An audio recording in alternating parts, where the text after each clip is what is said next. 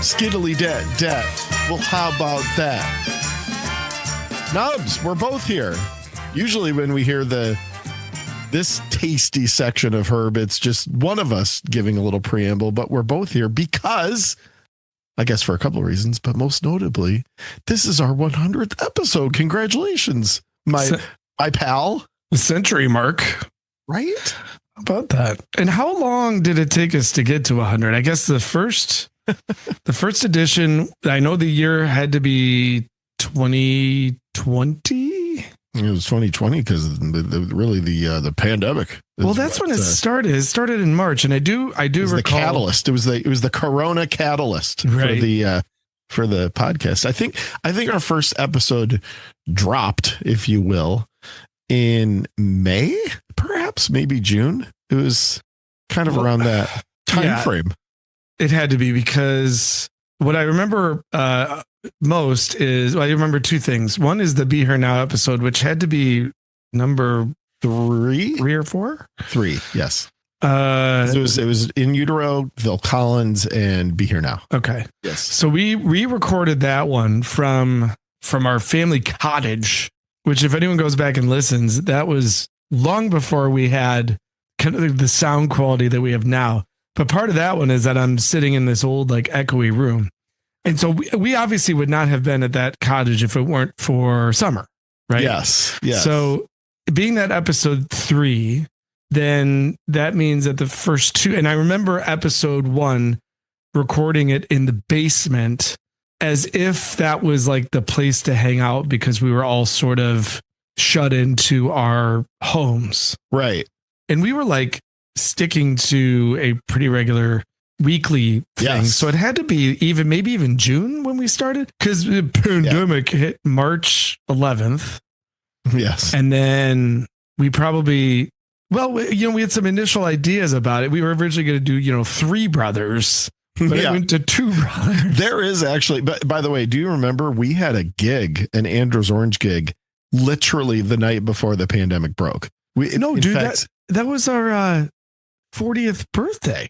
Well, that happened, but we played at the Blind Pig the day before, like literally the day before. This was like a couple weeks after Blind Pig. It was already, there were rumblings about it on our birthday party, which was February 14th. But we played a show with Jake Kershaw, who's a local musician that was sort of on the rise. And like the crowd was very light, and everybody was wondering kind of why, and nobody seemed to be out, not just at the Blind Pig that night, but anywhere. And then like actually the next day it was like, okay, everybody's got to stay home. Yes. That was probably on a Saturday, maybe like March 7th or 8th. That sounds right. Because the whole thing went down on a Tuesday. I'll always remember it because it was election night. We probably kicked it around for a month. Yeah. We had to record 2 different versions of the theme song. Well, and I don't want to lose what you said because it's super important. There is a floating around somewhere, one of us has it, is an episode 0 of what was to be called three brothers or 3 bros or 3 something in an album. Yeah. Because it was going to be us and our older brother who, so we actually recorded, I don't know if you remember or if you maybe have it, but like a full episode 0, like here's why we're doing this, here's what it's going to be, blah, blah, blah, with older brother Snots. And of course, then he decided he didn't want to do it. And we're like, all right, well, doesn't do it just us. And 2 twins in an album was hatched. I'm not gonna lie. I have no recollection of doing the episode 0 with the 3 of us. I guess now that you say it, we must have. Yeah, we did. And that would have been like right in the heart of all the shit. Yeah, it was. I'll try to find it. It's somewhere. And I have on my computer, although I might have deleted it since, because those GarageBand projects can become cumbersome.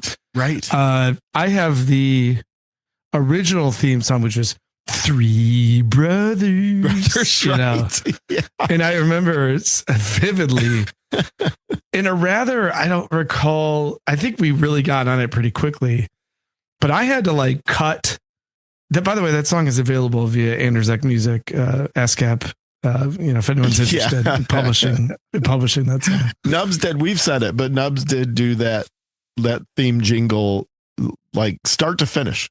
It's all Nubs. Written, composed, and performed by. And produced and engineered as well. Indeed, yeah. But I remember, now this one I did up in my room. I remember I grabbed my mic and I went up in the room and I had already had the bed of it. But I frantically redid the vocal, if you even want to call it that. So upstairs, like sitting on my bed, kind of under pressure because I need to get this thing to you for your approval and thoughts on it. And I'm just up there doing it's really good. I mean, like people when people the fans of the podcast are always given that theme jingle back to us, and they are. You did a hell of a job on that. Thank you. So look, I mean, it's probably been 90 albums because we had some Q&A episodes, some specials. We did the LA Weekly thing and all that. So when you parse those out, I think we've done about 90 albums. We've had some very special guests. The first was episode 17 with Rupert Holmes, which was our first crack at that. And I think is like exceptionally good, to be honest. That was our first time we had a guest. It was our first guest, and we had a great time with Rupert, and he was awesome. And I had seen that he had done some other podcast appearances, and all people wanted to talk about was Pina Colada song. And that was in fact, you listen to the whole 2-parter. We don't bring that up once. He brings it up a couple times just as like sort of a passing comment, but we don't bring that up once, So, and I think Rupert enjoyed that and appreciated that. We had Brendan Bayless on from the now failing, faltering, crumbling Humphreys McGee. What a mess. Yeah. I mean, can they just love him and all of it? Like, you guys just got to end this thing. It's becoming sort of like a parody of itself. Yeah. And that's not cool because they've been such a great, important band. Yeah. But members are dropping like flies. It's very obvious. Everyone is members. sick of it, including the band. It's not like Andy Farrig left, like Jake left, and that's he's so much the band. I mean, you don't like atmospheric? Yeah, it's not pretty good, actually. It's like you guys just like take 5 years off and get people to demand it again. Yeah, and then maybe get the actual band back together, right? Because you talk about like losing 2 incredibly important members. I mean, it's not Humphreys without those guys. It's pretty silly, but Brendan was great. We had a great time. Or Bayless, I should say, was great. We had a great time. Jim Ward was on at the Drive-In Sparta fame. They just put out a new record like a month ago. So that was pretty awesome. Eddie the King Rozier of Urge Overkill, that was pretty awesome. We talked about Saturation, what a cool record, and you helped get him on. That was pretty awesome. And gosh, let's see. Oh, Peter from Handsome. We did the Handsome record, also of Helmet. Oh, yeah. Original lineup Helmet fame. We had him on the show. So I mean, some good guests have kind of worked their way here. We had some 2-parters with Use Your Illusion and the White Album, and we did some kind of like weird, hopefully somewhat unexpected stuff with like Prayer Chains Mercury and Frankie Goes to Hollywood. And, we've tried to, we've tried to cover a lot of the different stuff. And to your point, we did about 64 or so episodes where it was weekly, week after week after week. And then of course, things change with people, thank God, going back to work, going back to normal. And we sort of have since, had to kind of do it when we're able. Right. But shoot, we've put up, almost 40 episodes that way, although they've been kind of, spaced out a little bit more. So, buddy, here's what's cool for episode 100. We're about to drop for you a very special episode where Kenny Hickey of Typo Negative joined us. It's the first time we've done a band twice, and not a big surprise to listeners that Typo ended up being the first double up, but we do talk a little bit about World Coming Down, or at least the parts of it that Kenny, it's always funny with Typo because you don't really at the end of the day know like what he really actually played on. And I mean, the studio process for them was so Peter Steele centric that like we go through a few songs where it's like, I'm not even sure Kenny maybe even knew the song that well. Right. But then of course there were plenty where he made a bunch of contributions, but we got to spend, a good chunk of time with Kenny, one of our musical heroes. And we talked about some of his newer music, and he talks about Sun Don't Shine, who just did put out their full length record just a couple weeks ago. It's very good.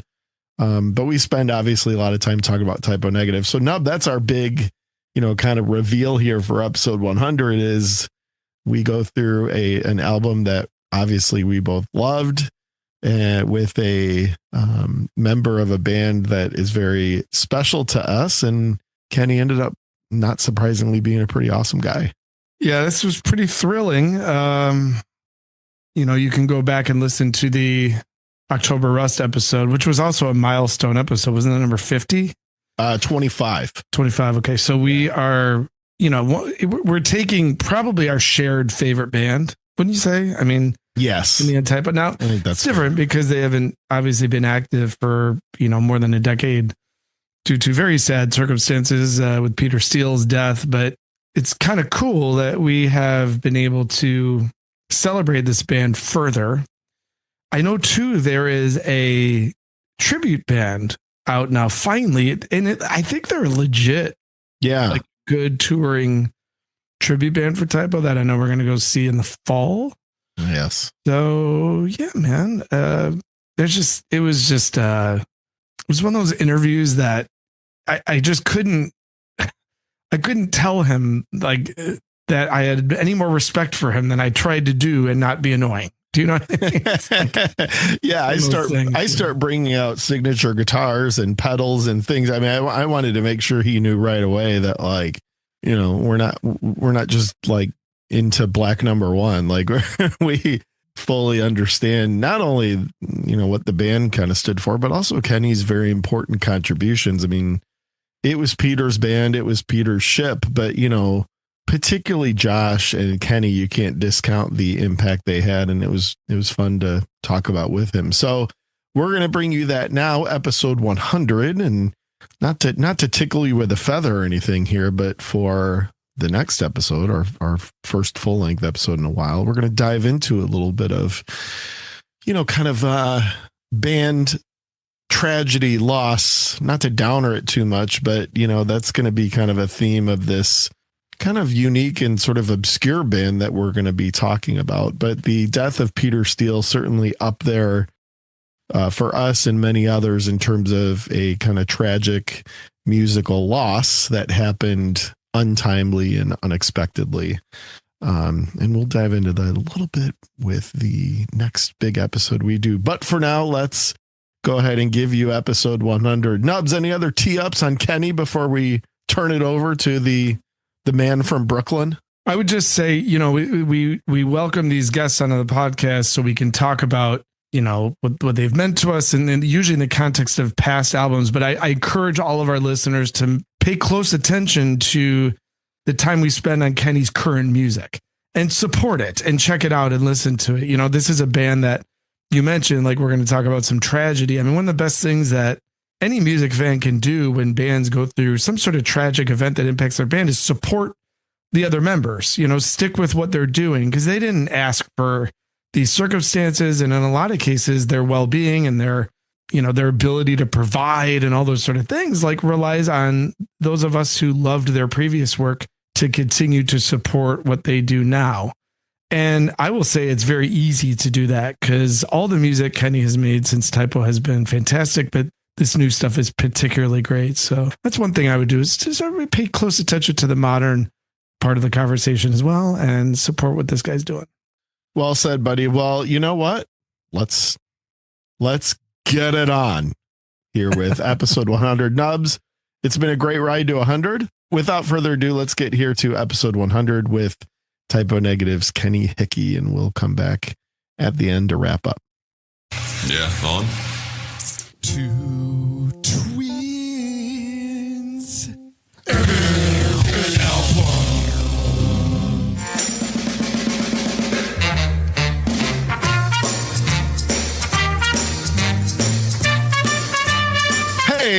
ho, ho, hey, hey. Hey, hey. What a special day today on Two Twins. Anybody who has remotely listened to us, knows us, pays remote attention to this thing, understands how big of a deal this is for us. And Kenny, I think our main goal today is to just not freak you out. Like that you're it sounds like, is this a comedy show? So too late. I'm already freaked out, guys. Yeah, I'll just wait. But yeah, I'm used to being freaked out. Yeah. Kenny Hickey of Sun Don't Shine, Seventh Void, Silver Tomb, Quartz Typo Negative, has graciously agreed to join our podcast. I can't really put it into words how thrilled we are, but here's something I want to do. You know, you've been so gracious with so many podcasts and bozos like us who just like to put on these shows and talk about music. And people always say, I'm a fan and all this. I'm sure you hear that all the time, but I want to just do a little show and tell because some of us put our money where you're not going to take your clothes off, are you? Some of us put our money where our mouth is. Oh, nice. Okay. So there's that. And that's authentic too, Kenny. That's not one of them knockoffs. Yeah, that's not a real deal. Okay. Now, this is going to be audio only. So unfortunately, you can't see any of our sexiness, including Kenny's. But what I'm showing Kenny is one of his signature Schecter guitars, which is just an absolutely beautiful guitar. Now, I'm going to freak you out even further. Here's this guy. You know this guy? Oh, yeah. Yeah. That's a nice pedal, actually. Phenomenal pedal. And just when I couldn't get any creepier, I got them both. Yeah, that one's really sounds great, too.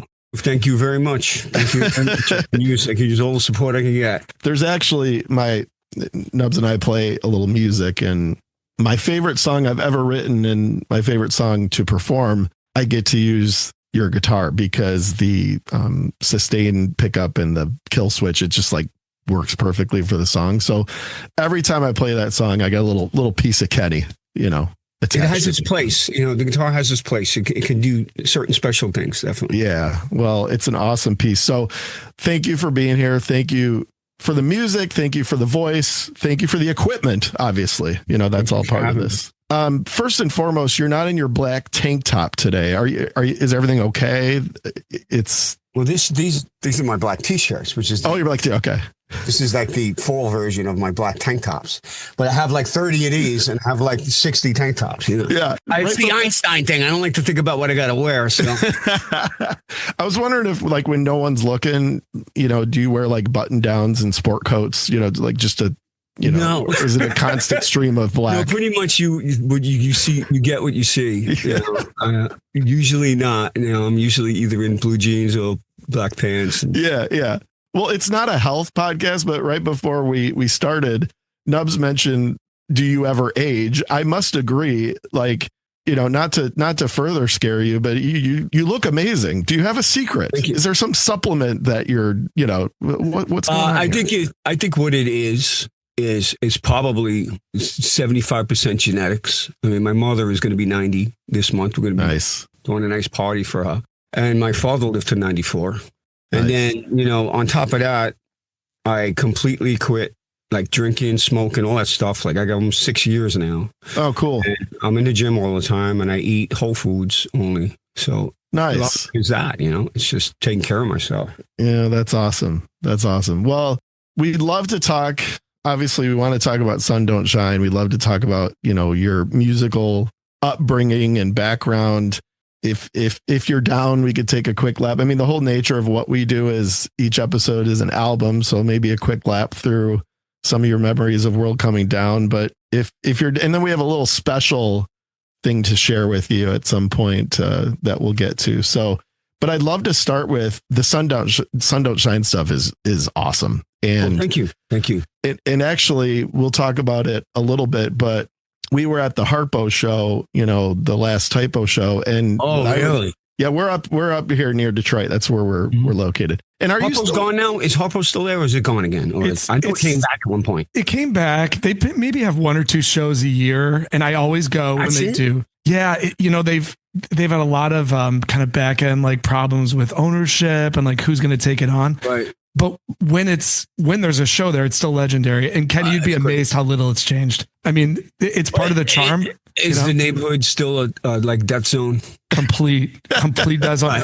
My car got broken in there a few years ago. I went to the Prong, and I have a lot of special memories about the place. I mean, it was the first place on my first tour, '91 with Biohazard Exploited. It was the first time I had ever been to Detroit, and the first place I ever played, and it's the last place I ever played with Typo. So yeah, that's cool. Every show was always iconic there. Yeah, and this was I mention it because the first thing we saw when we walked into the venue that night was you on stage playing with Seventh Void. Oh, and, right. Because you guys were. I forgot we did that run with you. Yeah, that was fun. Yeah, so it was very cool. So we're familiar with that project. By the way, that night it was the Halloween show, right? And just so you're aware, Nubs and I, we dressed up. And we went as porn star pilots. We got these airline drunk porn star pilots. So we got these airline pilot costumes and then these big mustaches. And did anybody get it? Most people, yeah. Your crowd has, as do you, a tremendous sense of humor. So I think we had the best costume of the night. I don't think we won. There was a contest in between bands, and we actually got on stage. I think I remember that. Yeah. We didn't win, and we probably didn't even place. Should have won. Should have. Yeah. But yeah. Who won? Some like scantily dressed. I do remember it was somebody, let's just say, that had a lot more sex appeal than us, which is not hard to find. Yeah. But yeah, so we actually got to see you on stage with Seventh Void. Now, when do we get to see you on stage with Sun Don't Shine? I guess that's question number one. Well, the LP is done. It's recorded. So we're looking for an early release early next year. So hopefully sometime shortly after that. I love it. And you knew the guy. I assume you knew the guys from Down previously, right? How did the whole thing? I know him for years and years. Yeah. Oh well, Andrew Spaulding was a mutual friend of mine and Kirk. He lived in New Orleans. He was with us that night at our last show at in Detroit. Of course, he was our merch guy. I met him when I did the Danzig run. I don't know, was that like, I want to say 2010 or something like that. Nice. I did Blocks to the Block with Danzig, and he was doing merch for them, Andrew. And I think the first night we were at the La Park Hotel. He was keeping us there, Glenn, and I had a bottle of vodka, and I was sitting there alone. This is when I was, really going hard. And I saw Andrew at some point. And I was like, hey, you like vodka? And that was it. It was, a match made in heaven. Love at first sight. Yeah. And then he had the same kind of relationship with Kirk Winstein because he came from New Orleans. So we used to know Kirk from the bars in New Orleans and stuff. And he was a huge Typo fan and a huge Crowbar fan. So nice. he always, we'd always just get annihilated together. But and I knew Kirk a long time too. And he was always like, wow, you're like some of my favorite guitar players. I wonder what it'd be like if I got you guys together. Well, lo and behold, he got sober shortly after me, Andrew. Okay.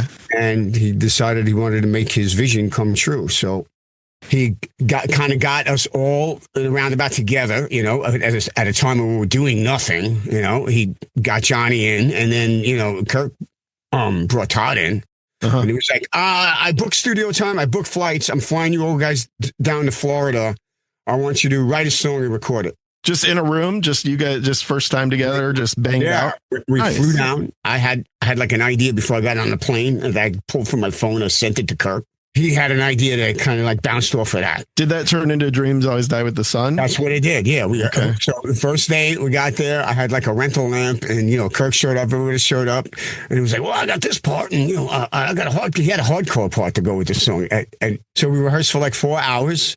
Kind of came up with a loose arrangement of it. The next day, we were in Roger Lima's studio. Threw us in there. I had Johnny for one day, and we just we threw the parts together, and we had no idea how we were going to end the song. So Johnny, we just did like 10 different variations and jammed for like 20 minutes. And then Johnny left, because he had a gig on the weekend. The next day, I was writing lyrics in the van on the way to the studio. I recorded the vocals. Yeah. We edited the ending together. It was like 3 days. That's how it started. And then we were just like, all right, I don't want to let Andrew down. This sounds like a cool idea. Let's just do a song. It wasn't going to be a band. You know, Andrew had this working name for the band, I Am, whatever. I Am, yeah. So we was like, you know, this wasn't going to turn anything. But we were so energized by the energy and how quick it came together and how good it was that we were like, wow, you know, this is great. Let's do it again, you know. And that's how it started. That's awesome. So why did the name change? Because there was already a couple of bands with the name I Am. Oh, really? One, yeah, it was a rap band, a rap artist on Spotify who actually had the trademark. Like he had put a record out, there was no listeners, and there was no listens on it at all. I mean, maybe he died after he put it out. I don't know what it did.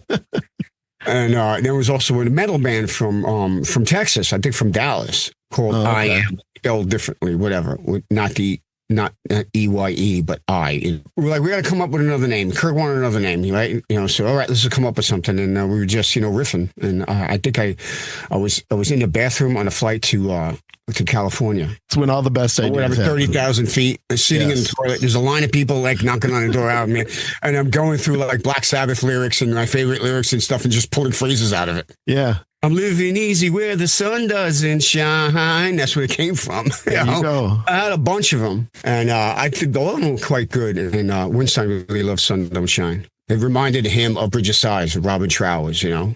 Yeah. So more of like a blues reference, but it's very cool. And then, so you've put out 4 songs since Dreams Always Die. Yeah. After that kind of unique setup where you guys were thrown into a room and produced like your first, I mean, most people's first songs aren't quite that good. So obviously, you know, a good start there, but what's been the composition process since then, lyrically and musically?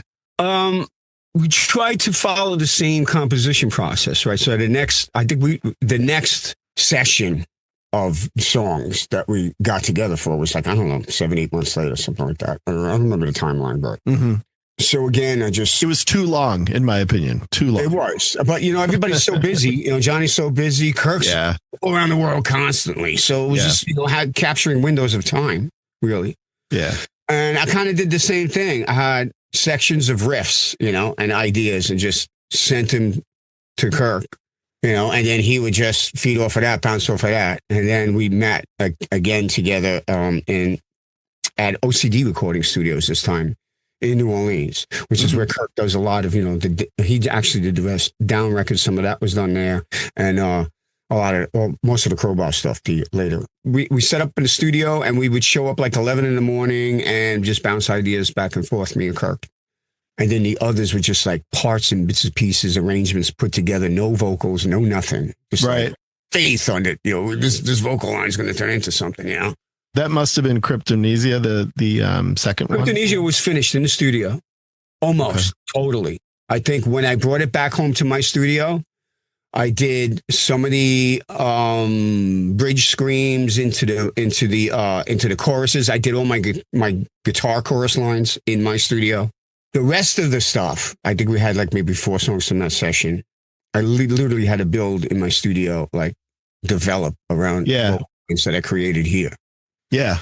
So they kind of altered and changed, the arrangements altered and changed a little bit, you know. And then I'd lay my guitars here and my vocals here. Send them over to Dwayne Simino. He's our producer at OCD recording. And then he would get Kirk in to lay his tracks, and Todd, you know, so we did it that way. So are you all doing this from like remotely from different locations? Together, face to face initially, and then finishing it up remotely. Yeah. Nice. And are you still posted up in Brooklyn or on the East Coast? Is that still where you live? I'm in Staten Island. I've been in Staten Island over 20 years, well over 20 years. Yeah. Nice. It's evident from looking at your entire musical history, the way you've been able to kind of layer. I'm sure you had input all along over the years on arrangements and some of those things, but you know, you've always been able to kind of put those touches and those layers. I learned that from Peter and Josh, you know. Yeah. I mean, Peter was over the top with it. It was just, he would keep layering in instruments and sounds until it just hit this maximum where it just, nothing was discernible anymore. And then he would cut back from it. Yeah. Yeah. Well, part of what made you guys a good team. But the songs, the Sun Don't Shine tracks are very, very well produced and very well executed. I'm looking forward to the full length and seeing you and Johnny continue to work together has been great, just over many years and now in many different iterations. Kenny, speaking of that like musical brotherhood that you guys clearly have for such a long time, like longtime fans or followers of your music like us, what do we not see about that relationship between you and Johnny? You know, I would imagine you guys fight like brothers and love each other like brothers. No, we hit the wall in the studio all the time, man. Like, you know, he'll get, I don't like that part. What do you mean you don't like that part? Everybody else likes the part. Play the fucking part, you know. And then, like, you know, he'll tell me when something sucks or not. You know, and a lot of people won't do that. You need that, you know. You need somebody that's going to say, you're going to sing that lyric. Yeah.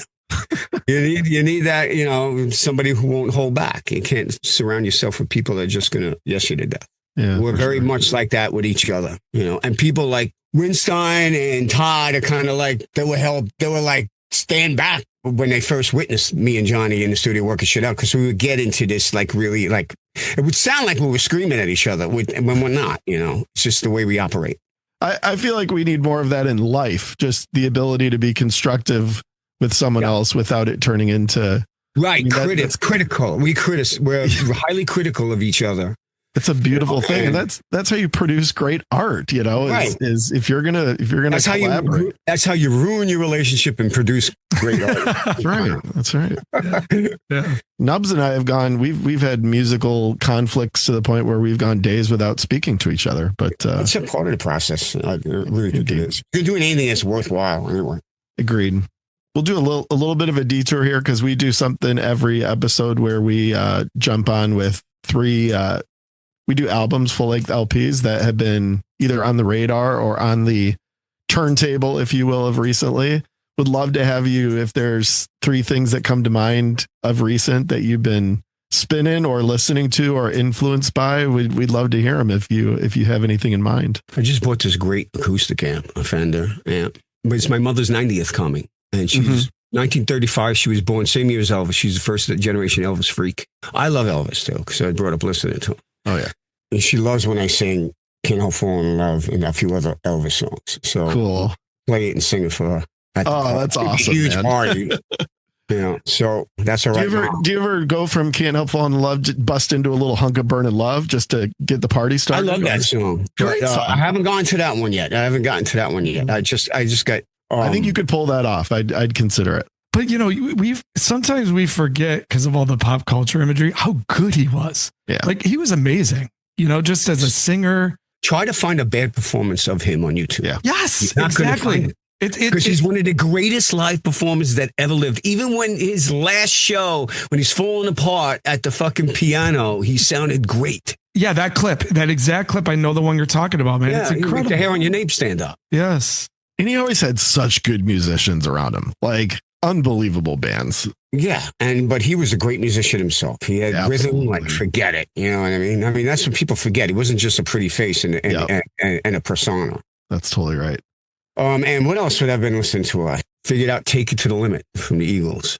Oh, because the original bass player, it's my range. You know? Yeah, right. Is that Tim B. Schmidt? No, Meisner is his last. Oh, okay. Yeah, okay. Randy Meisner. Bass player, yeah. Timothy B. Schmidt was "I Can't Tell You Why," which is another incredible Eagles song. That's right. This was earlier stuff. This was Randy Meisner. Yeah. Randy Meisner, yeah. And his voice is just unreal. Unreal. I was looking him up on Wiki, man. I didn't realize that. I think his wife, this is like right before he died. His wife, they were unpacking some kind of suitcases or something, and she had a loaded shotgun, and it went off and killed her. Wow. And the only way that he got out of it was there was video footage, and he wasn't even in the room. Wow. Crazy. And then he was on like a suicide watch after that. And then he ended up dying of COPD. Wow. That voice, he ended up with COPD from smoking. I'm terrified because I smoked 40 years of my life. So that's up at any time, Yeah. Wow. That's maybe the weirdest one. What a great voice, though. What a great musician. For sure. Well, that's a good ad. I wouldn't have guessed that. Eagles are an interesting bunch. Well, I grew up in the 70s, so they were all over the radio, right? Yeah, absolutely. Absolutely. So when I hear them, it just like music does and musicians do, zoomed me back to a place. Yeah. I love listening to that kind of stuff. I'm sure you're on the record with this, but since we talked about Elvis, we might as well ask a quick Beatles question because I know how much they influenced you. Favorite album? How can you do that to me? I know it's unfair, but I had to. I'm a Revolver guy. I'll throw that out. I love Revolver. That was Peter's favorite record. Oh, was it? Yeah. I'm Abbey Road. I love Abbey Road. It's probably going to be Abbey Road, if anything. Nice. But it's either Abbey Road or the White Album for me. We did a 2-part episode on the White Album. You know what? Peter's favorite album was Rubber Soul. Oh, was it? Mm-hmm. Yeah, because you guys covered If I Needed Someone, right? It was the Rubber Soul track. That was a great cover. That's a really good cover. Very good cover. Very good cover. I love Rubber Soul, though, too. I don't know, man. I love them all. It's tough. It's tough. All right. Well, we'll put you down for Rubber Soul. Is that right? No. Oh, White Album. White Album or Abbey Road? Put me down for the White Album, yeah. We'll put you down for White Album. Okay. Yeah. Fair enough. Well, great. Good to hear all that. And part of what we wanted to do, so Nubs and I, we're huge fans of your voice. And all through the Typo days, and then obviously as you've started these post-Typo musical ventures, it's really great to hear you be the lead singer, because anyone who really understood Typo's music at sort of a further, deeper level understood kind of how important your voice was. Nubs, you had a funny thing where you went and saw Typo a long time ago, and you had a funny Kenny thing after the show, right? I did. So we talked about Harpo's earlier, Kenny, but you'll probably, everyone knows Al Rosa Villa in Columbus, Ohio, that venue. Yeah. So my second time seeing you guys was on World Coming Down. It was there, incredible show. And afterwards I was like, I'm waiting until they come out. I waited by the bus, did the whole fanboy thing. And thank God I did, because I got to meet all you guys, and it was an incredible experience. So you were out last. I kind of met everybody else. You came out last. Amazing, signing everybody's autographs. And this Typo, the women that would come to your shows were like 10s, and they were like gothic, hot, amazing looking. Not all of them. Well, Kenny, this was one of them that was just smoking. It was like, oh, this is like a Typo chick who I'm immediately in love with. So you were literally signing my ticket, being super cool. And this girl comes over, starts talking to you. You can tell she's had a few. And, you're being great. You're bantering with her back and forth. And she just goes, you should sing more. and you're like, oh, you think so? Doing your Kenny thing. And well, maybe I will. We'll see, And I just remember that's a Typo fan right there, because they understand, like T just said a few minutes ago, the things that your voice brought to the table for that band provided this really cool balance. Peter had the whole lower spectrum, and I took over, for the higher range, so really our voices complemented each other. For sure. Well, this particular fan of Columbus, Ohio thought you should sing more. So there you go. I got one. That's one. She brought it to your attention. Yeah. So what we did, we don't know what each other, we decided, let's come up with our top 5 Kenny singing moments. And we wanted to share them. We don't know each other's, but we wanted to share them and kind of get any recollections or. I hope I was actually the one singing them. Yeah, right. I got to be honest. There's one I'm not super sure about.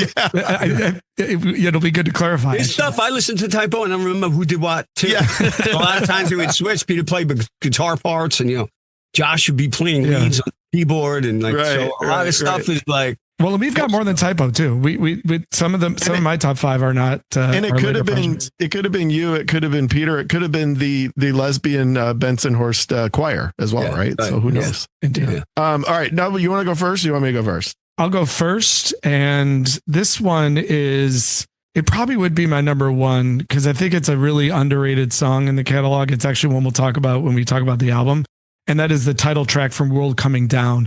At the very end, when you guys do that last chorus and you alternate, it is so fucking powerful. Badass. Peter does the thing first, and then you come in with that. And then you take it over, and then it goes back to him. And I remember live that being one of those moments, goosebumps, because you really see that back and forth and you just nail the part. So my first one is the alternating final chorus on the song World Coming Down. Okay, I had that too. So that chorus is basically Dear Prudence done heavy. Yeah. Yeah. It's the same descending thing. Chromatic. Yeah. You can sing Dear Prudence over the music. True. That's right. Yeah. That switch. I mean, you guys got at times pretty good with that handoff. There were moments where, you would sort of, obviously there was harmonizing in those things, but when you kind of threw it back and forth. Started with Hey Pete. That started with Hey Pete. Yeah, that's right. It did start with Hey Pete. And it started live. We were just playing the song live. I think of Lemoore, and I just jumped in. Yeah. Well, that is a great, and live, that is so cool when you can tell he's out of gas and then you come up and give it that next sort of gear. It's just awesome. All right. Well, he never ran out of gas. Yeah. I don't know. We saw him run out of gas a couple times. Yeah, the gas giant. Yeah.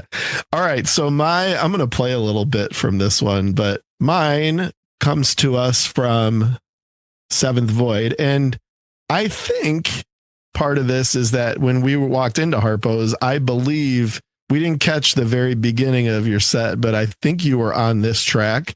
And this is top 5, obviously, but vintage Kenny vocals to me. This is Broken Sky. Let me give everyone just a taste.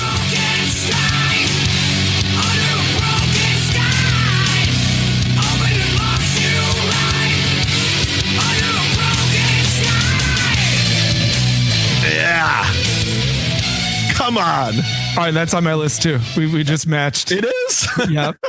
That's my favorite Seventh Void song. I swear we did not plan this. So, okay, well, that is a kick-ass song, and what a great vocal, Kenny.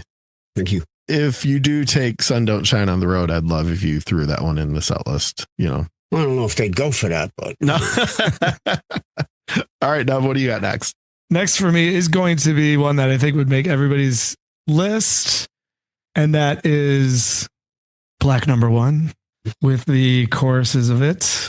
Yeah. So you guys would usually play that last, or at least near the very end of the set. And the crowd was just so, I remember that last Harpo show. I mean, we were all losing our minds during that. That must have been fun to lead the crowd, sing along in that part. It was fun. It's a difficult part to sing and play. It must be. Yeah. It's got a groovy thing going on. And it was one compliment I ever got from Peter. Was like, well, it's pretty hard to sing and play that.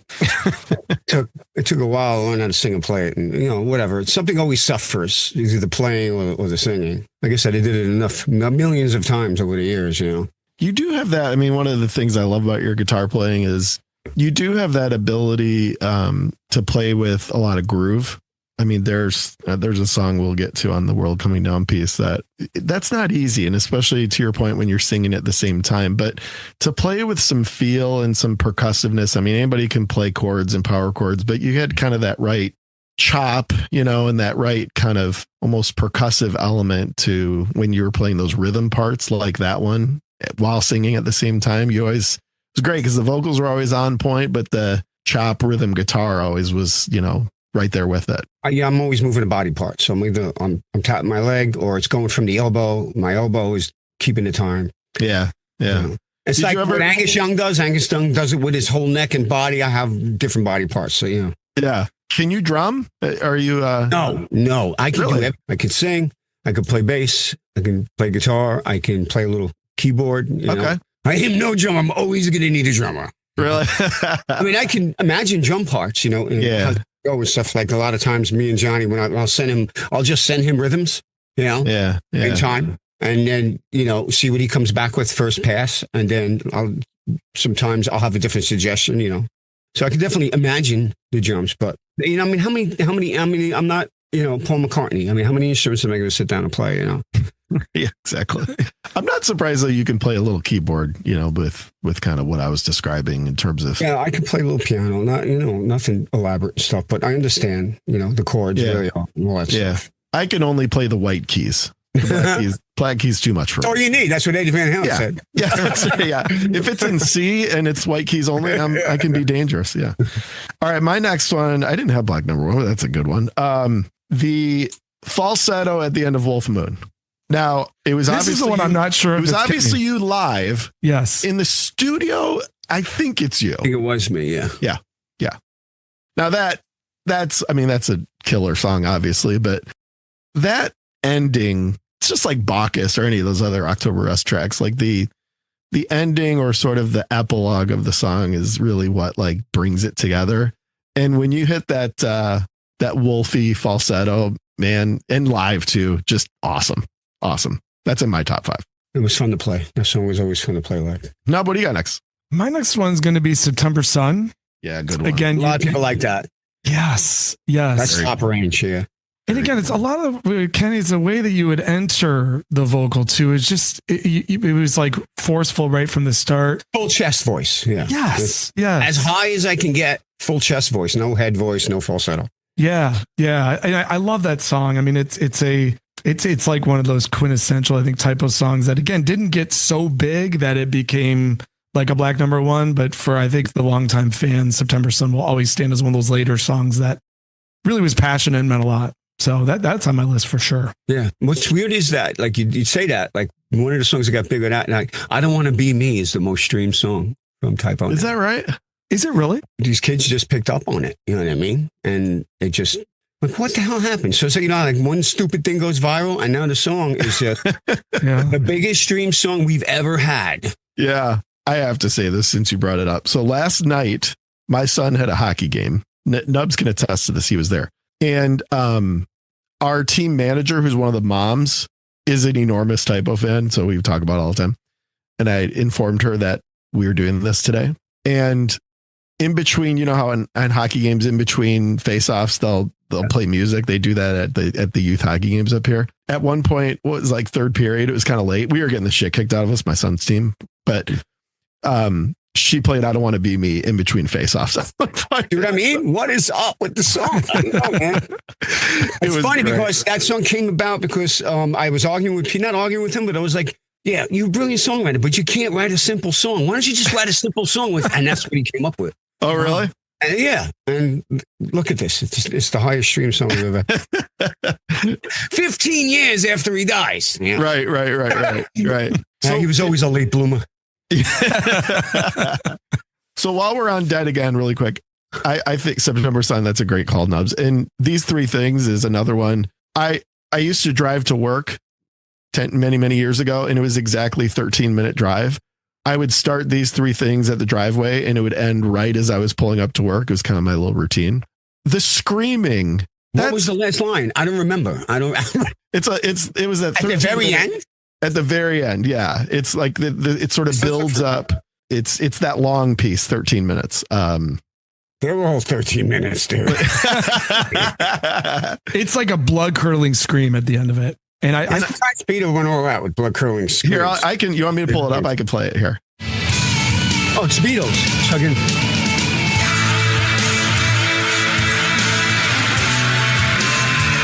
Is that you? That's Peter. Oh, it is. Okay. Yeah, that's Peter. That's definitely Peter. There's no tonality to it. It's just just a blatant scream. Well, it's a great part. And again, that's sort of that, like, you know, that build up to. Let's get the Hey Jude. Josh is doing the Hey Jude line. Yes, that's right. That's right. All right. My turn. Love You to Death, the harmony. I mean, it's an incredible song. Higher harmony thing, yeah. It makes it because it was a very weird interval to get. Yeah. So how does that? Would Pete come to you with that, or would you say, "Hey, we should harmonize that second one"? Like, he would have a problem with it if it was too high, or he couldn't hit the, whatever the interval was. He found it hard to get it in pitch. So I get called in.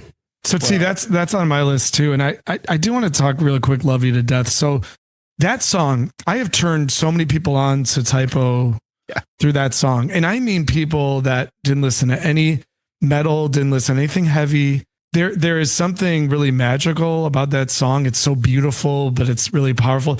When you first hear that, like when Peter brings that to you or Josh brings that to you or however the collaboration worked on the writing, are you thinking at that moment, like, this is something pretty special? Is it just another song, or like, what do you recall? No, I felt like with that song, a lot of the additives are what made it after. And like, I remember when he brought it down to the studio and stuff, it's a very complex melody line, even for the chorus. It takes a while to resolve and stuff. So it's not one of those songs that immediately hits you. It's a hit. You know what I mean? Like the simplicity of Black Number One or some of the other stuff. So I remember just with a lot of the stuff that Peter brought down, even from day one, which was I Know You're Fucking Someone Else, was the first song he ever played for me. Mm-hmm. I looked at him like, are you serious? And it was so out there. It's so out there and complex that it takes a while, to absorb it in. And like with Peter's stuff, especially, you never really wanted to judge it until the whole complete picture was added, which like in the studio, it was only the raw rhythms, bass line, basic melody, even all the keyboard stuff wasn't added yet, And when I first hear it, it's bare bones, And Type O is really the opposite of what bare bones is, when a song is complete. I mean, what made the magic of Type O was all that excess. Added on top of the distorted guitars and all that. And so bring it back to Sun Don't Shine. Like, is it conscious for you to want to do something more simple and less orchestral and less layers? Well, Silver Tomb stuff that I'm putting out now, we've just completed. I'm getting the artwork finalized. Is super orchestrated. So I've gone back to it with that. So there's going to be Silver Tomb material as well? Yeah, it's coming out, next year. And so Silver Tomb and Sun Don't Shine full lengths? Yeah. Oh, that's awesome. Coming out. Silver Tomb stuff is very dark and is very orchestrated. There's a lot of movements and stuff. Very slow, is very dark. And then, Sun Don't Shine is more of a rock and roll. Love it. Wow, that's great. Yeah, that's good news. But if you listen to some of the Sun Don't Shine stuff, there's a lot of shit going on there, too. There's a lot of vocal layering. There's a lot of stuff. Yeah. No doubt. Oh, yeah. Which I picked up all from Peter and Josh, over the years. Well, and on that note, my number 5 is Sun Don't Shine, the song that we already kind of talked about a little bit, but I want to give everybody a little taste here of your vocal performance on Dreams Always Die with the Sun.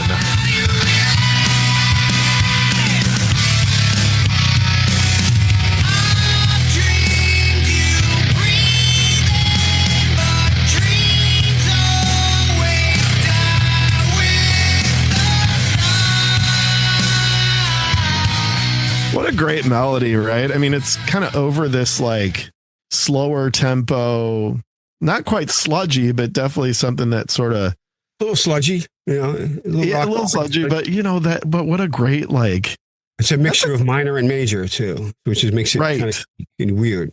Right. I am not singing that line in one breath. Do you hear how long that line is? Yes. I mean, literally, anyone's going to run out of gas and breath, right? I mean, I could do it live, but I have to take short breaths between lines. Yeah. Like, I dreamed you, and Yeah. I didn't want that on the thing. So Roger said, just keep going. Give me the first line, and then give me the second half line, and I'll meld them together. So it sounds like it's one breath. Okay. He did a great job. Make sure your roadie has like an oxygen mask or something on too. No, I'm just going to have to breathe. I'm just going to have a breathing break between sentences or whatever, half the sentence. Oh, we can't wait to see it live. It's going to be awesome. So will we get to hear this live? Yeah, of course. Love it. Yes. And you'll put Detroit on the list, I hope. Oh, yes. I mean, beautiful. Rock City, come on. Yes. Beautiful. Hopefully Harpo's. You said they still do shows there, right? They do. Yeah, I think they'd love to have you. No doubt. Home sweet home. Did we cover all those, Nub? We did. All right. What we generally do on the episodes is take a lap through these records. And actually, episode 25, we've done 94 of these. We thought we were going to do like 5. This all started during COVID and the whole thing. But every episode is an album. So if you don't mind, we'd love to just take a quick lap through World Coming Down and talk about a few of the tracks and some of the recollections. And also, just love to know how these songs came together and how some of your parts. Yes, for recollections of over 25 years ago. Very wasted all the time. Go ahead. Well, Nubs and I, you can see behind my head, there's a slew of album covers. And every year since 1990s, and we were 10 years old, we've picked our favorite album of the year. And I don't know if you can see it, but 96 was October Rust, and was this 2000 was World Coming Down? 99, yeah. 99, yeah. So just so you, as you can see, it's the only the Typo's the only 2-time winner, for me. So that's good. And actually, I think Nubs, it's the only time that we both picked it as our album of the year back in 99. The same year, yeah, same album, same year. The World Coming Down is one of your favorite records? Oh, we love it. It's one of my favorite records. Yeah, absolutely. And, just to sort of more broadly, I mean, you're coming off of October Rust, and clearly the goal there was to be more melodic and be more, I mean, it's complex. It's not, these aren't, I wouldn't call those simple songs. It's more friendly. It's not reality based either. It's more right. And was it conscious to go? Yeah. Romantic fantasy is what he was going for then. Right. So we went for the opposite here, which I kind of like. Me and Johnny were like, dude, look at all the fucked up shit you're going through. Let's go back to writing about real shit. Yeah. So that's what he did, And now, I mean, if I can't listen to White Slavery because it all came true, and it's very brutal. It's brilliant, but it's hard to listen to. Yeah. Well, then I won't play a clip of that one. No, I'm not going to cry or anything. Okay. Well, I think part of what's amazing about the catalog is that you can put out an October Rust, which has those elements, and then you can pivot to this, which was a lot more raw and a lot more dark. And they were both extraordinary. Then most bands can't do that. You kind of have a formula and you sort of what's going to sell and all that kind of stuff that comes into play. But that kind of was our formula in a way. We basically mixed many different genres together and many styles. I mean, the band started off as a hardcore industrial dirge group. That's what we were. And with a little metal mixed in there. So we started off in the bat with combining 4 different elements, 4 different genres, So I think that lent in time and opened the gate to a lot of possibilities for us, Yeah, for sure. And as far as, we talked a little bit about your playing style. Who do you commonly note as, if you could pick 3 players that you, not just shredders and not just the ones that everybody always talks about, but who have you emulated over the years and who's sort of contributed to your style? I would say Gilmore. Nice. More than anyone else. And Tony Iommi, of course. And Brian May. Those 3. Gilmore was amazing. Gilmore is everything, man, for me. He's, said guitarist where, one note equals 3,000 of someone else's notes. Yeah. It's all emotional, And to me, music is not an Olympic event.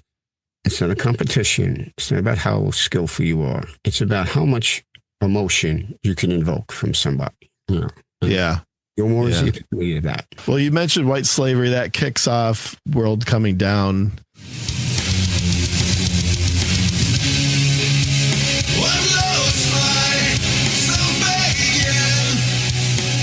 Great melody. Oh, so good. So good. Great melody. And you knew coming off of October Rust, you popped this in. Obviously you had the skip it. You guys were always funny with the early track stuff, but you kind of knew with White Slavery that this one was going to be a bit different. What do you remember about the, process of recording or composition from that one? It was originally going to be called White Mare. I remember that. I think it was the first song we worked on. It was one of the first songs we worked on. Oh, okay. What I remember about it is that it being the slowest song on the record, and the instinct is not to begin a record with the slowest song on the record. Mm-hmm. And for that very reason, Josh was like, let's do it then. Got to be different. I can hear him saying I remember the looks on the record company, like Chase Russell, when they first heard it. Yeah. Like, uh-oh, we're in trouble. Do you keep in touch with Josh? Yeah, Josh is my brother-in-law. He's married to my wife's sister. Oh, really? So literally his kids grew up with me. I've taken his daughter, Rebecca, and his kids to the beach when they were kids. They grew up with my kids. Yeah. Oh, that's awesome. I see him every holiday. I see him all the time. And you're I believe you have 2 daughters, right? They do music and film and stuff, right? Kind of. Yes, they're very talented. Both nice. Megan is my oldest. She's going to have a double bachelor's very soon. She's going in for special education, and she's a great singer. I've had her in my studio. I've done songs with her. I'd like to release that stuff soon. It came out great. Oh, that's awesome. This kid was got on a mic with headphones and sang with perfect pitch, like her first shot. I'm like, I want to strangle you. I've been working my whole life to get that skill and to work that skill, Yeah. And she just naturally has it. And then Aaliyah, my youngest, who just moved to California, I sent her through film school to SVA, but she's a very talented acoustic guitar player. She's got such a delicate touch, a beautiful, soulful voice. Nice. And she plays piano really well, too. That's awesome. So they're way more talented than me. So, we're all musicians. And then Josh's kids, they're both musicians still. Oh, really? Elijah's a bass player. And Rebecca's an opera singer. She went to school. Oh, wow. Yeah, she's got an operatic voice. Well, we both have teenage kids. We're in that whole stage of it. But so your daughter just moved to the other side of the country. Yeah, me and my wife are like, we got the house to ourselves. You have to let us know what that's your other like. daughter live close by? Like, she lives with my mother, my 9-year-old mother in Brooklyn. So. Oh, really? Okay, so you're close to her at least. So they both didn't desert you guys, just one of them. Yeah. Okay. Just one of them. But Megan's in school, so that's why she's living with her grandmother and stuff. And her and my wife, they don't really get along that well. So like, oh yeah, better that mothers and their daughters. It's always interesting. Right. Yeah, exactly. Well, let's get to the next track. It's and this was one where as dark and at times sludgy as this record could be, there were moments that kind of chugged along nicely, and there were groove moments, which we'll get to on the next track. But this one is Everyone I Love Is Dead.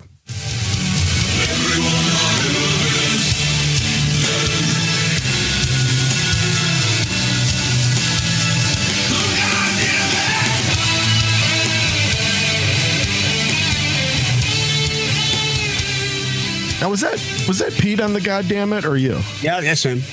Okay. Would you hit that one live? No, I don't think so. He would just either sing it or not. Yeah. Okay.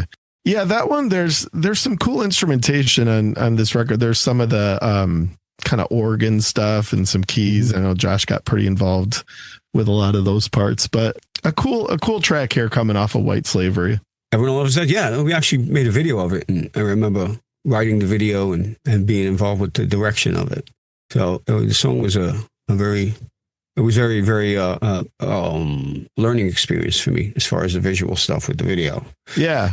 And it was just about, a lot of people, I lost my best friend, Tommy, at that time. So literally what he's talking about in the song was literally happening to us, And Yeah. Did you like making videos? Was that fun, or was that like a wood chop part of the job?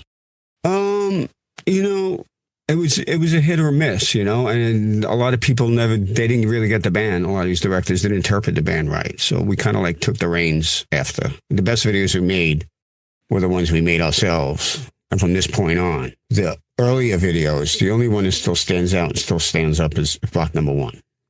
Right. Right. Which you can still look at today. Like I remember, I was flipping through the channels maybe about a month ago, and boom, there it was. MTV, vintage, whatever they were showing.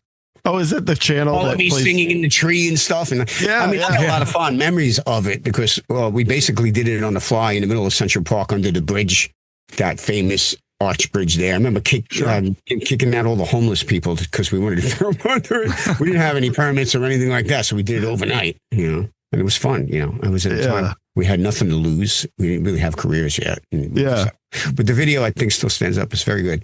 And I look at some people's videos from the 80s, and it's like, oh my God, 50, 60 now, like, and what do we do? I figured out Patience recently because my bass player from Silvertune, Hank Howell, had his 50th birthday party. So his son and his girlfriend played Patience, with acoustic guitar. I'm figuring out. So I'm watching the whole video from Patience.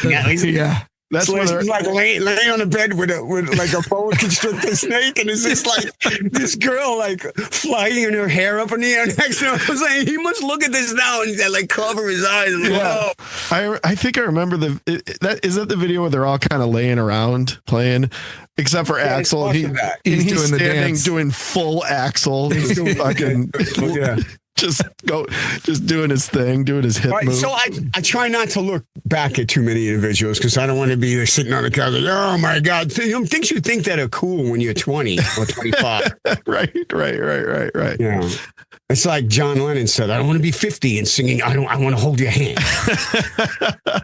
Paul doesn't see. I saw Paul. Paul doesn't have a problem with that. Yeah. Paul doesn't have a problem with that. He just announced a whole new tour. He's going to tour the world at 87 or whatever. He did like 85. a 3 hour. It's going to be a dark day when we lose. Yeah, sure. Oh yeah. He did like a 3-hour show a couple nights ago. Like just, I don't know, insane. There won't be another Paul McCartney for another 1,000 years. That is no doubt. So true. Track 5, and this is what I talked a little bit earlier about groove. I don't think it gets much more kind of groove based than this, and this is Who Will Save the Sane.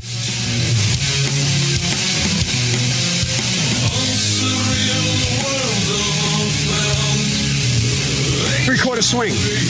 Yep. Absolutely.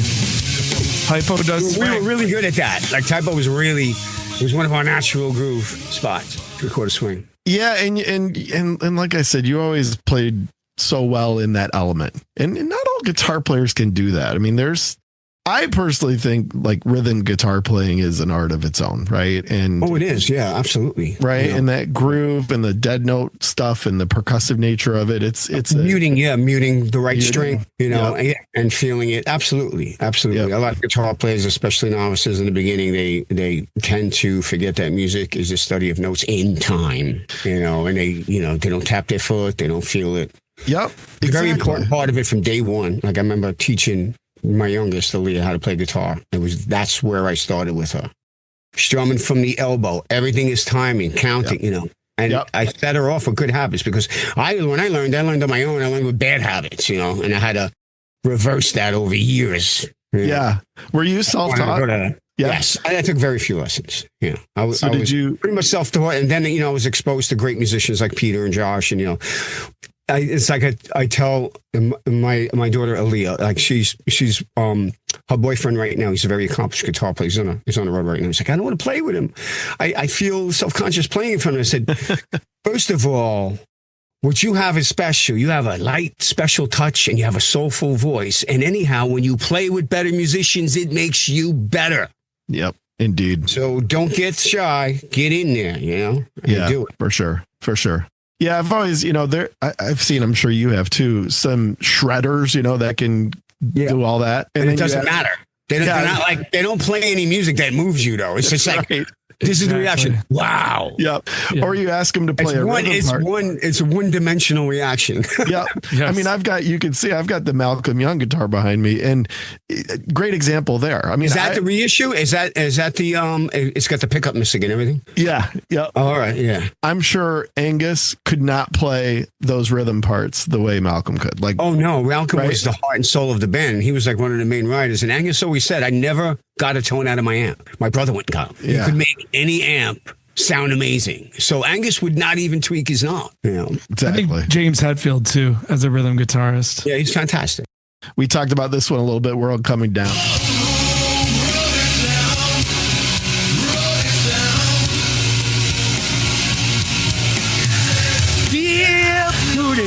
There it is. Yep. But there was the vocal handoff, which obviously you guys did it live, but the fact that you did it on the record was really cool. Very thoughtful, whoever's call that was. But yeah, that chromatic sort of downstep Dear Prudence thing is definitely in there. But it's a hell of a song. I mean, obviously, title track. Yeah, it's one of the best songs. I think it's one of the best type of songs. It's up there. Absolutely. And really cool that you guys continued to play that live right up until that Harpo show. You guys played it. Because it was a powerful song live. Yeah. I mean, whenever you do something that is based in your heart and in truth, it has more power, No doubt. Absolutely. Things got pretty cool with some instrumentation here on Creepy Green Light.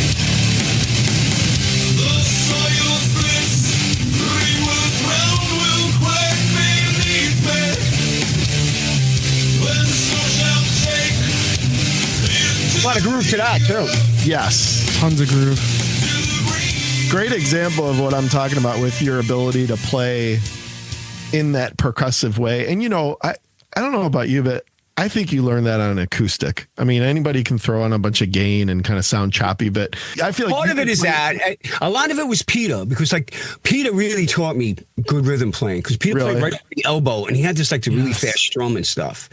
But all feeling the upbeats and he'd yell at me. Your elbow should never stop. Never, ever, no matter what you're playing. You know what I mean? So he kind of drilled that into me, So he really, like I said, playing with great players makes you better, Yeah, for sure. And I definitely honed it in, and I definitely got it better by playing acoustic and strumming, Yeah. So a lot of typo was that. It's all upbeat, Yeah, on the definitely. upbeat. A lot of stuff was on the up, and it was rhythmic, You could see it visually too. You guys were on stage. There was a lot of a lot of that. Yeah. Yeah, both of you guys on the same. I mean, a lot of plays Billy Corgan's the same thing. If you ever watch Billy Corgan, strum, it's the same thing. It's from the elbow. The elbow's like the pendulum. It's so it keeps you in time.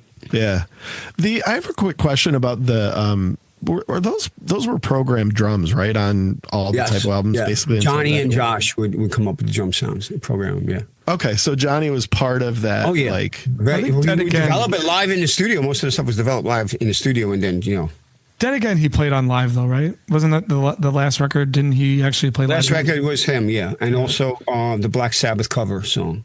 Kenny, what was the reason for the program drums? Was that mostly so you had full control over? Yes, it was a parts? control thing and layering it in, and it was a lot easier to do that way. And, and Josh had a lot of ideas for drums, too, so. And then what led to the decision to go with the live drums when Dead Again came around? Because we felt like Dead Again was developed very live.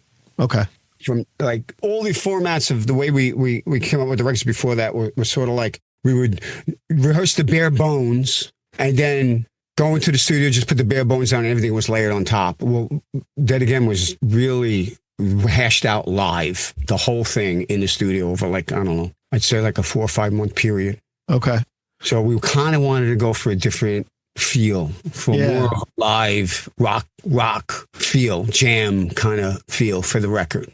It definitely came off well in that way. There's 3 tracks left to go through. This is where the album hits a really special point, I think, and this is Everything Dies.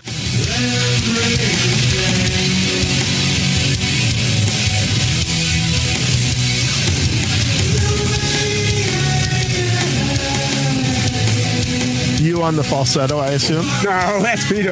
Is it? Yeah. I think I wouldn't use falsetto. I do at certain points. Like Wolf Moon, I use falsetto. Wolf Moon, right. But not in that way. I wouldn't do that breathy. Okay. I do something like that, but I wouldn't like. Yeah. Did you? That was a single, wasn't it? I think you guys made a video for that. Yes, we did. Yeah. Where did we make it? In some odd country. I forget where the hell we made it. Were there other countries that you particularly liked playing that like really got the band? I'm sure, there obviously metal in some of the Scandinavian countries and those type of things, but were there places that you just felt like people really understood what you guys were doing, even maybe more so than the US and some? Not too many. Really? Either people thought we were goth rockers or, I don't know. Yeah. What they taught us, but Germany was great. In the States, probably more got us because of the language.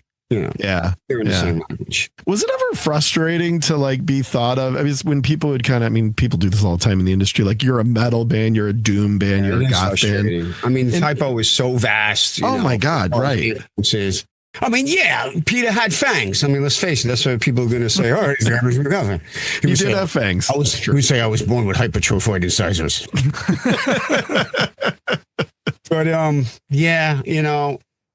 think it got laid on a little bit too thick with the goth metal thing. Yeah, and anyone who understood the catalog, in the Beatles influences in the 80s, the pop stuff, it's all there. It's all there. There's Madonna in there, dude. There's we're about to hit lines. Listen, we're about to hit one of the songs that I swear there could have been a 12-inch remix for. All right, here is that possible 12-inch here. 12-inch remix. Yeah, here we go.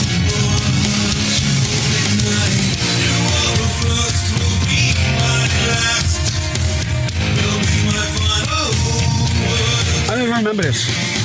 What really? Pirate Blaze. Oh. I don't think you ever played it live. No, definitely not. We couldn't play a lot. There was such a vast catalog. They had most of the songs 13 minutes long, so you had to be very choosy of what you played live. What were your favorite songs to play live with? Gravity was one of them. Really, my favorite songs live are the ones we just naturally did well live. We tried a lot of songs over the years that never made it because we just didn't do them well. Yeah. Some of the songs they translated out of the studio. Others not so much. This is the last track before the cover, but last one we'll focus on, which is All Hallows Eve.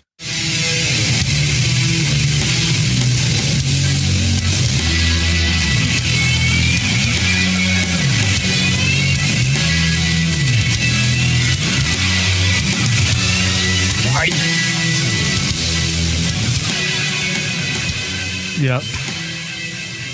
Some fairly good lead playing there, I must say. I remember almost throwing up in a bucket trying to sing the vocals to it. Because Josh would just ride me. Oh, do it again. What do you mean do it again? I just did it 18 times. And I would get, at the time, it was before I got the sinus operation, so I would get massive headaches if I screamed for too long. You know? Really? Yeah. And I remember him actually bringing a waste paper basket out to me that I could throw up in what I was doing it. Really? Yeah, that's what I remember about the fucking song. So rock and roll. Yeah, but I got a great performance. Yeah, absolutely. Do you miss being on the road, or are you enjoying? I do very much. I want to get back out there, man. I miss performing live. I haven't performed live in a very long time, and we're going to do some shows with Silver Tomb come first of the year, and I want to get out there. There's something about I do enjoy my studio. I love my studio. I love creating in my studio. I love envisioning what I want to do and making it happen. But there's nothing like the energy exchange of a live audience. Yeah. That's the last thing we artists have, we musicians, because everything else is going AI. Yeah. Even the writing might end up going AI, you know what I mean? And but they can't take that away. A lot. There are a lot of artists out there, especially new ones, they're singing through pitch correct, or worse, they're singing to a track and they're miming. I mean, some of the biggest artists, Taylor Swift does that. I know it. It's like going to watching Disney characters, in Disney, dance to. It's like ridiculous, man. It's bad. I hope that these things ebb and flow. I mean, you've seen a little bit of a progression over the decades of when things start to get too produced and too over the top of, There is a backlash. Yes, there is. But it's always the really big stars that are doing all this dancing and all this production and stuff. They're always going to have the pressure to do that, which I get. Yeah. But my thing is, I'm not in judgment of these huge artists that do that, but I do know, because I've been to many, many, many shows in my life, that if you were to put an artist that's singing to tracks right up against after an artist that's great at what they do and actually singing and performing live, there is an energy missing in the people that are singing the tracks. That's not going to be there. No doubt. There's an electricity of actual, adrenaline and performing and an exchange with the audience. Yeah. And the audience, if they're watching a night of people singing to tracks or playing to tracks, they're not going to know the difference. That's right. If you got nothing to compare it to, you don't know.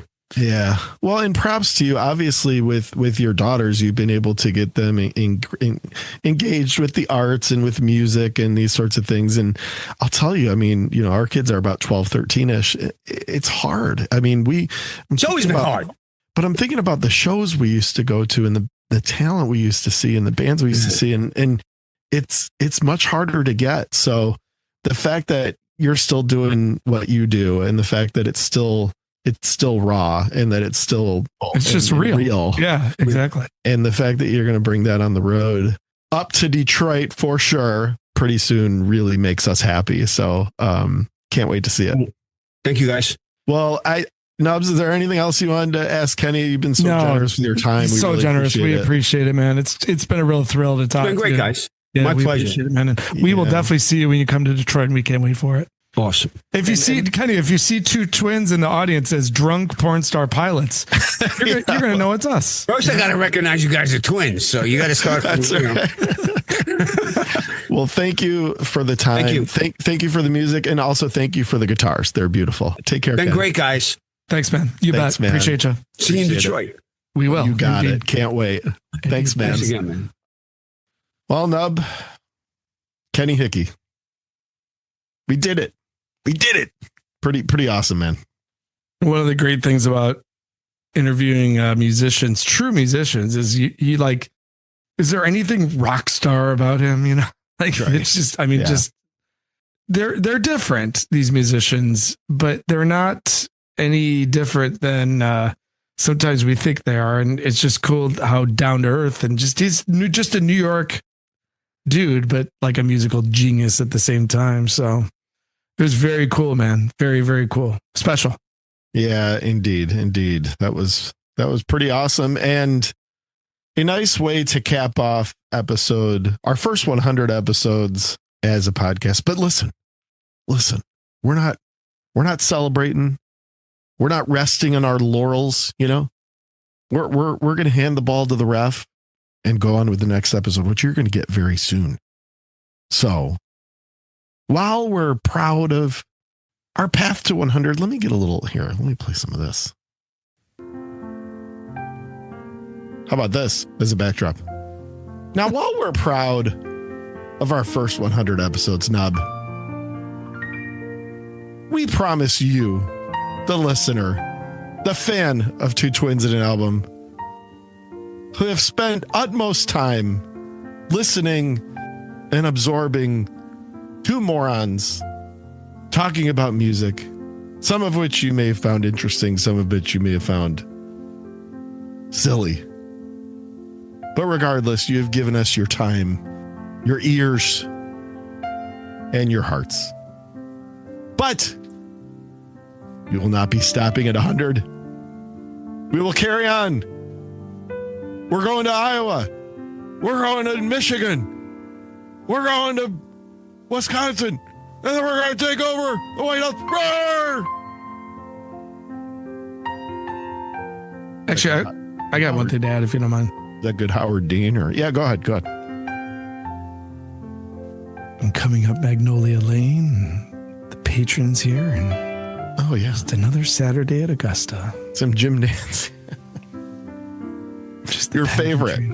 The pageantry, the experience of Augusta. It's like no other. Saturday at the Masters. Welcome to CBS. Butler cabin awaits. The putting on of the jacket. And then the staring into the camera, which is always absurdly awkward. Here on the Masters on CBS. All right, you got any other inspirational? That's it. That's all I got. Do you think Kenny went and listened to Pirate Blaze after we talked to him?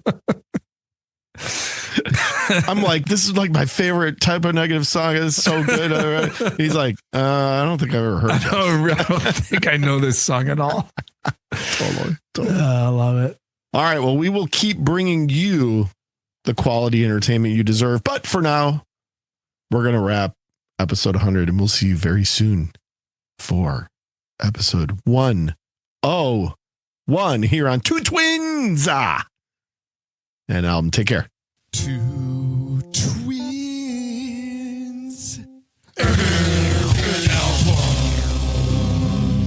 Well, that's about it. That's all we have. I hope it wasn't too disappointing. We will see you on tour. Until then, take it easy.